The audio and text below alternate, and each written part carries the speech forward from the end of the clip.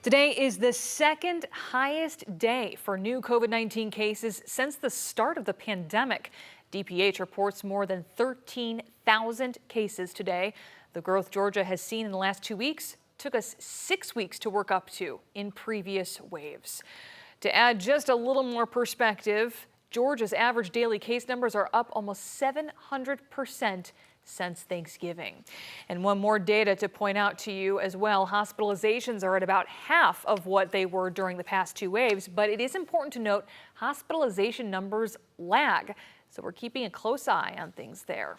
And this surge comes as the Center for Disease Control and Prevention shortens its isolation guidelines for people who have tested positive for the virus.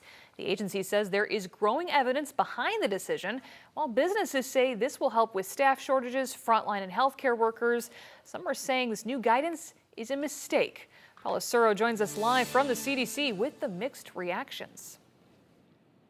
Yeah, Kristen, the CDC says that this will help balance science as well as help people get back to work in the midst of this more contagious Omicron variant. However, many people I spoke to, including a nurse, says this is a step in the wrong direction. It's very important that our number one priority is safety, especially for essential workers, vulnerable workers that have really been the backbone of this country throughout this whole pandemic. Dr. Roxana Chicas has seen that vulnerability firsthand as a nurse dedicated to helping farm workers in the state.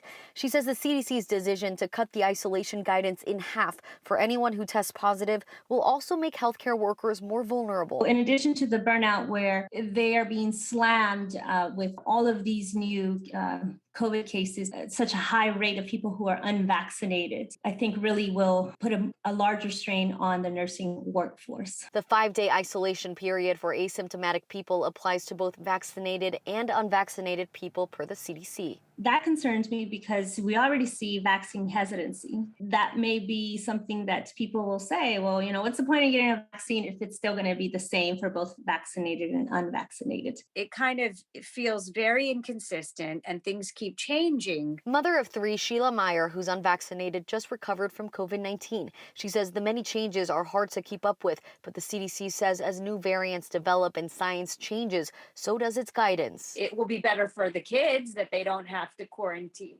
as long. That might be better, but it is confusing and it's hard to keep up with. Now, that confusion is something Dr. Chicas also worries about. She says all these adjustments take time and also a lot of explaining for people to fully understand them, especially in communities where English may not be their first language. So, of course, we have all these breakdowns on 11alive.com right now. Kristen? You can certainly see both sides there, Paula. Thank you so much for that live report.